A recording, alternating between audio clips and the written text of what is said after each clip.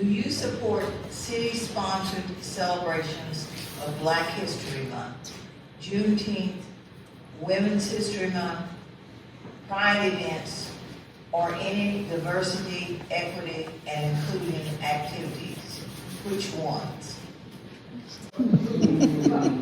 All of them?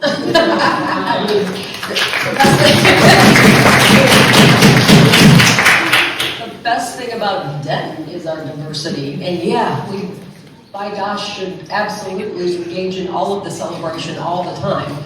So yes, I won't even need a minute and a half to say that. Yes, yes, yes, and yes. Thank you. Mrs. Rumohr. I think we're all going to end up saying yes to that.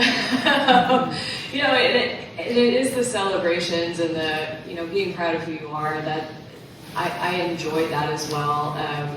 I enjoy seeing celebrations, enjoy seeing festivals. That is what makes Denton interesting. So one reason that I was an anthropology major in undergrad was that I just think learning about everybody that's different from me is interesting, right? And it could be small differences, right? Maybe you just grew up in a different type of town than I did, or a different type of neighborhood than I did, right? Just each one of those different lived experiences I love, and that's what makes life so rich, is getting to meet the wide range of people, which has been one of the best parts about block walking, is just meeting all the different people in Denton that I've not had a chance to meet before.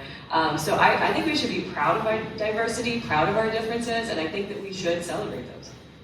Thank you. Ms. DeVinney. So yeah, of course I'm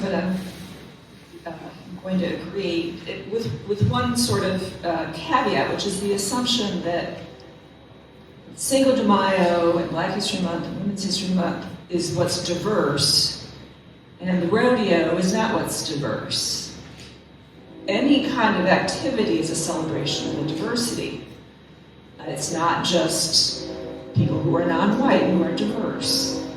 And that's what's kind of great about any community, is that we're all different in our own way. And to say that this is one standard culture and that these other people are diverting from that and we're going to be nice and celebrate it, the term is just possibly a little patronizing. But that said, it's all great. It's all great. It's what we love about Denton. It's what we love about our communities. Thank you. Mr. Stevens.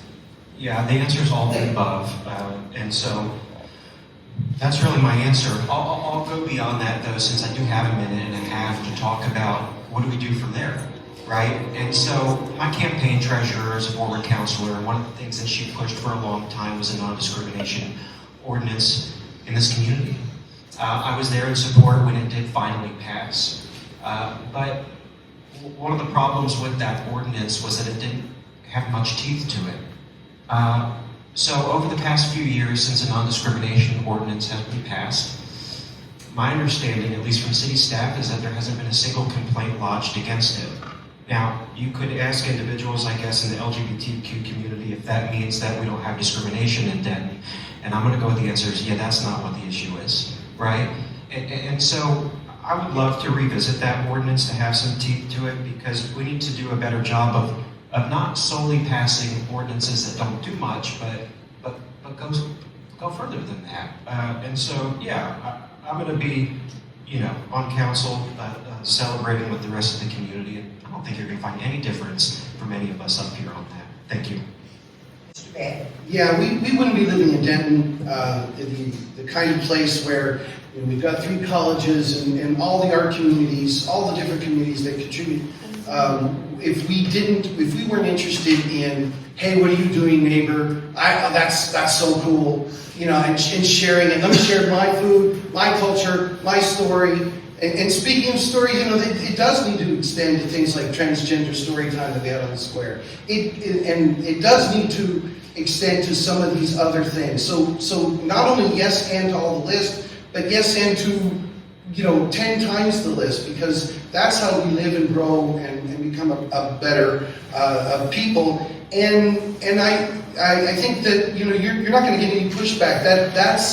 It's amazing every time we have an event at GDAC or anywhere else. It's a celebration of what makes us simultaneously unique and yet brings us all together.